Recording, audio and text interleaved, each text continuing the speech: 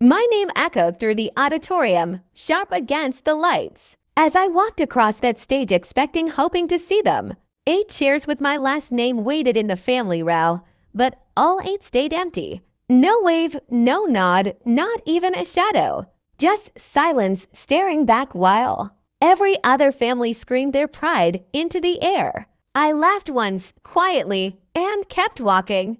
8 months passed. Then my $5 million penthouse hit the real estate headlines. And that's when the first message finally arrived. Family dinner 6 p.m. important discussion. I showed up, but not the way they expected.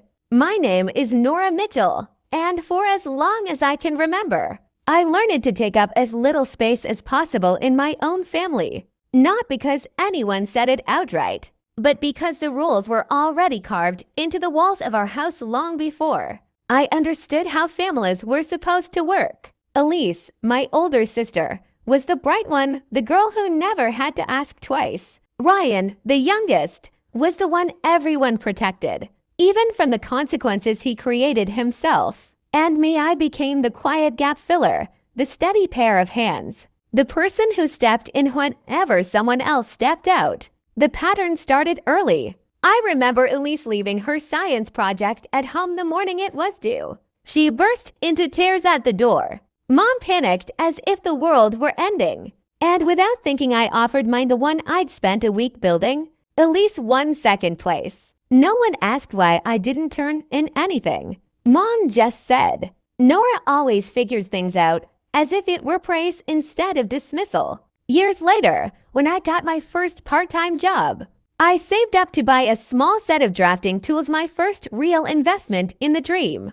I was too shy to name. Before I could even open the package, Dad asked if he could borrow the money for a bill Elise had forgotten to pay. "You're responsible," he said, already pocketing the cash. "She has a good heart, just needs time." I nodded, because nodding was easier than arguing. Even birthdays followed the same script. One year I baked a chocolate cake, the kind Mom liked, for everyone. When Elise arrived late carrying a box of store-bought cookies, Mom kissed her cheek and said, "You always think of the sweetest things." I stood there holding the cake server, realizing I had been erased without anyone noticing. But the memory that still sits like cold metal in my chest came years later. In that tiny studio I could barely afford. Winter, no heating. Wrapped into jackets, leaning over a chipped desk, I was revising a floor plan for a duplex I hoped to renovate while rent reminders blinked on my phone. I called Dad, not for money, just advice, just his voice. He answered, but not gently. "Real estate is for men who understand numbers. Nora, you should try something safer." Then he hung up. That night the stitching on my black portfolio tore open. I didn't throw it away. Under the weak light of my desk lamp, I sewed it shut by hand, the needle shaking each time I pushed it through the fabric. That portfolio became the only thing that stayed with me through every project afterward. And then came graduation. My name echoed through the stadium, applause rising like a wave. I turned toward the family section. 8 chairs with little cards showing my last name. All 8 were empty. They hadn't forgotten. They had chosen not to come. That was the day I understood exactly where I stood in my family. 8 months slipped by after that ceremony, quiet, clean months where no one said my name, unless they needed to compare it to someone else's. I worked, I saved, I signed every deal I could reach, and I didn't tell my family a single thing. Silence felt safer than offering them something they could overlook again. One afternoon, I was sitting in my Honda outside a job site, letting the engine hum while I reviewed a revised valuation, when a notification slid across my screen. An article forwarded by a colleague. Local developers. $5 million penthouse makes real estate. Headlines: my name was printed bold beneath a photo of the building I'd rebuilt inch by inch. The article listed numbers, timelines, projected returns. My phone buzzed with congratulations, none from my family. Then it vibrated again. My father, family dinner at 6 p.m. important discussion. Don't be late. No greeting, no softness, just a summons. I typed back, "I'll be there," started the engine, and watched the streetlights flicker on as the sky shifted toward evening. Whatever they wanted from me, they had already shown me something more important. They only remembered me when the world did. Instead of driving home, I went to my office, a place no one from my family had ever bothered to visit. I set the black portfolio on the desk. The crooks seemed still there from the night I'd sewn it shut alone.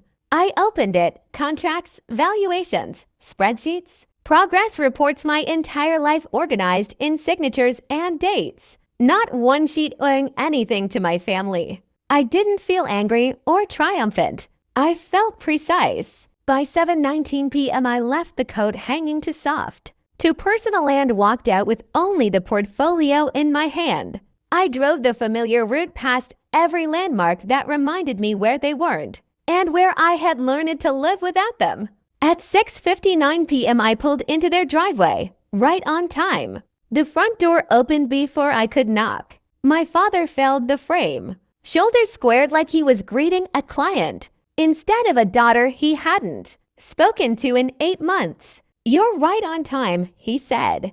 No hug, just approval for punctuality. The dining room was already full. Elise swirling wine, Ryan tapping the table, Gerald adjusting his tie, Mom smiling too hard. I took the seat farthest from the head of the table, the one they had intentionally left empty for me. Dad cleared his throat.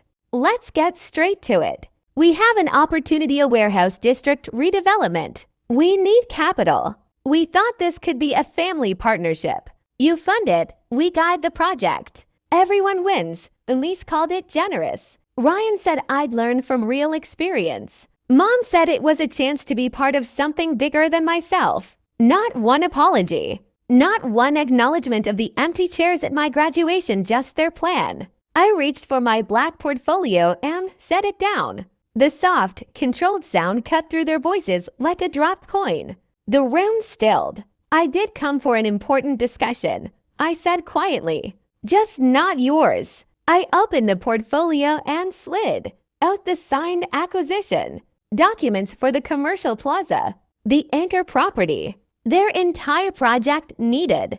Gerald's brow tightened.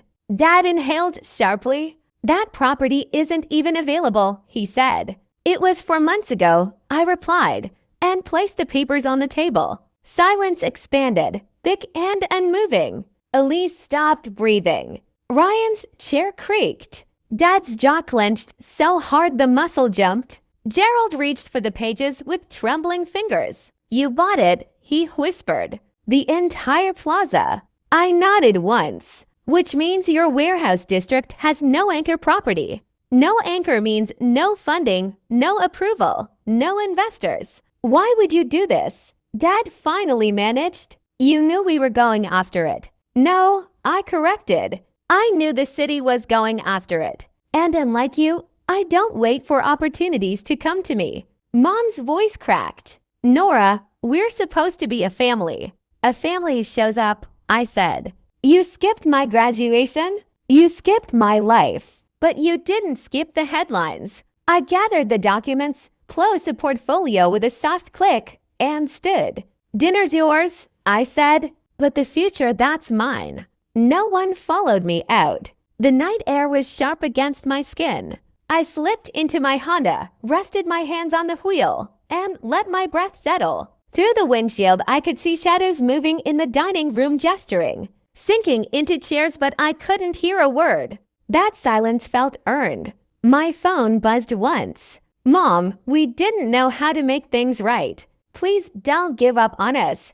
I didn't open the thread. I didn't delete it either. I just turned the phone face down and drove home. The city lights rose to meet me, white, gold, steady. My penthouse stood at the end of the block, glass catching the glow like a lighthouse. Inside, the quiet was clean, open, mine. I set the portfolio on the kitchen island and traced the stitched seam with one finger, remembering the cold night I'd sewn it shut in a studio with no heat. Back then, silence felt like punishment. Tonight it felt like clarity. I crossed to the floor-to-ceiling window and leaned my forehead against the cool glass. The city stretched out below, calm, endless, honest. For the first time in years, I didn't feel the need to explain myself to anyone. I finally understood. Silence isn't what hurts. It's who breaks it. I looked out one last time. The windows reflecting nothing but my own outline, steady, unbent, finally mine. All my life, I had kept saving seats for people who never showed up, leaving room for apologies that never came. Now I understood something simpler.